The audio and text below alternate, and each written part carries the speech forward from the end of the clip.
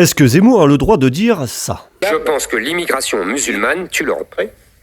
Mais je pense que je ne suis pas le seul à le penser désormais.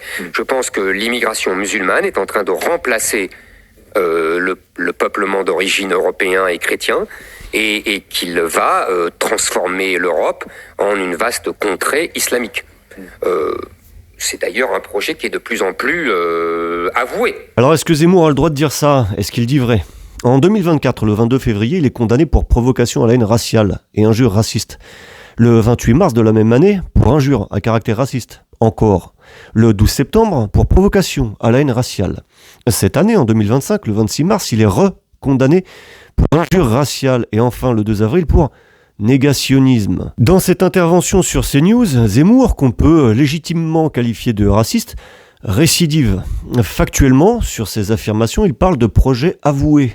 Par qui ? Est-ce qu'il serait pas un petit peu complotiste, le père Zemmour ? Je dis ça parce que factuellement, parler d'un projet sans auteur, sans acteur, sans contenu, c'est juste du vent. Ça ne repose sur aucune preuve concrète.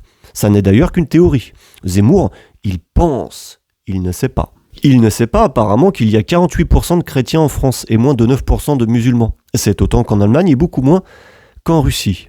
Si la France est le pays d'Europe qui accueille effectivement le plus de musulmans, c'est aussi celui qui accueille le plus de juifs.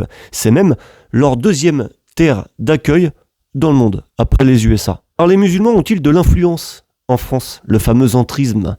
On va pas se mentir, il n'existe pas de baromètre officiel, mais sur les plateaux télé, les musulmans sont quasiment inexistants.